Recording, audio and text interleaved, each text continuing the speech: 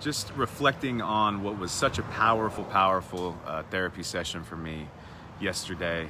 And I haven't really talked about it on Facebook much, but I did talk about it on Instagram, that we all of us therapists are wounded healers. There's none of us that are above therapy. As a matter of fact, it's almost required for us therapists to go to therapy. And recently I found myself back in therapy, and when I did, about a month ago, I ended up working with a new type of modality called brain spotting.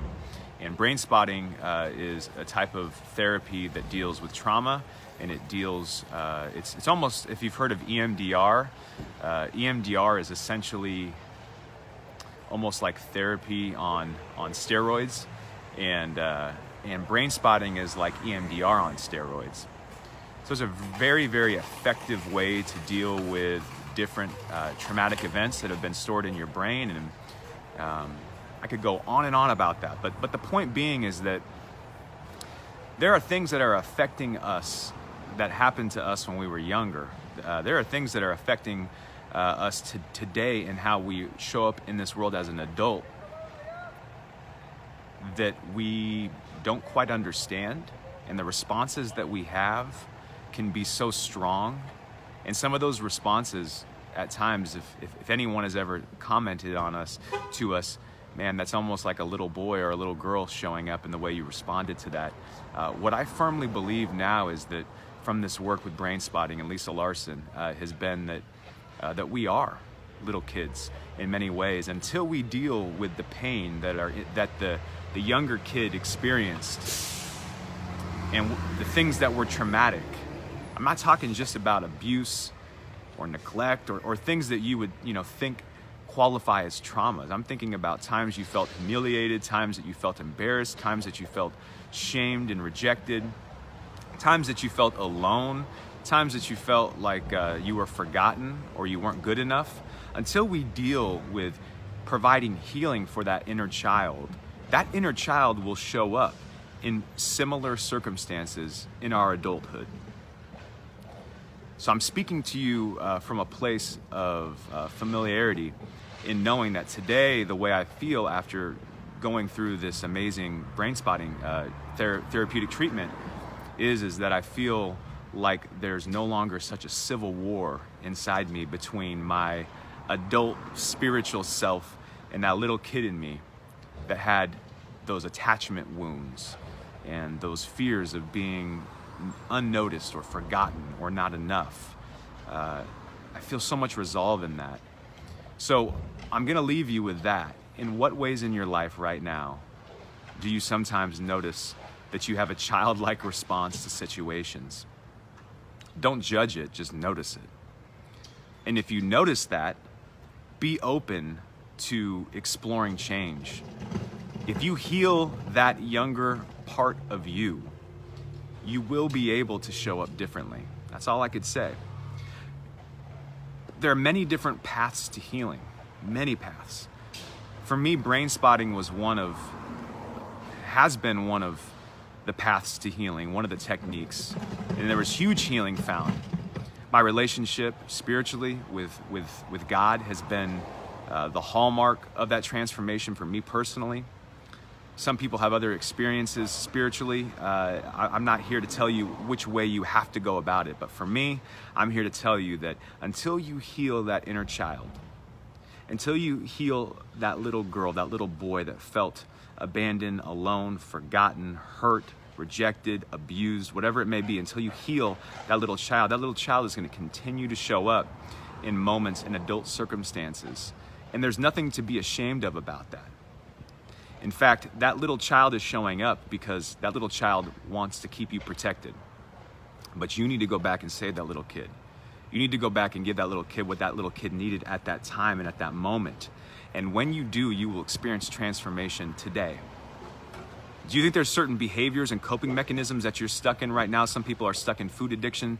Some people are stuck in alcohol addiction. Some people are stuck in sabotaging relationships. Do you think any of that could potentially be that inner child that sometimes rears its head and tries to keep you safe as a result of coping mechanisms you developed when you were a kid? You better believe it. These are things that until we deal with them, and dealing with them doesn't have to be painful or shameful. Dealing with them is empowering.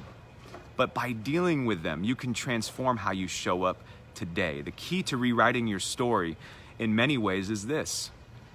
It's looking at your story objectively, not from a place of critical judgment or analysis, but looking at yourself and saying, what elements of my story continue to show up over and over? The patterns that we're stuck in need to be interrupted. There are many ways to interrupt those patterns, but you have to interrupt the pattern, and you have to take a step back and contextualize the pattern. Where did this pattern begin? Taken out of context, you're gonna seem really strange. Taken out of context, my responses to how I show up as an adult seem really strange. Same with you. But put them in context and you'll find compassion for yourself. Heal the little boy inside, heal the little girl. And you will see that you show up in this world completely different.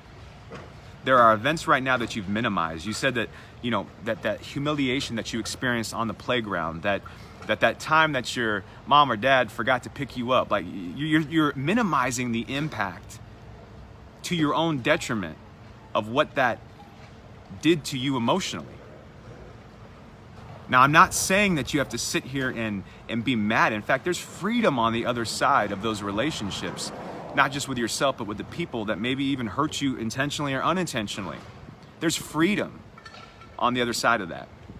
But you have to stop minimizing the role that played in the way that you respond to certain similar situations right now in your life in order for you to experience that freedom.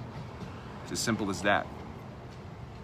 Spend some time in reflection about that inner child. Spend some time the next time that you find yourself reacting so much emotionally to something where the adult part of you says, I don't know why I reacted like that. Why don't you spend some time reflecting on that, and you will find the context and you will understand yourself so much better.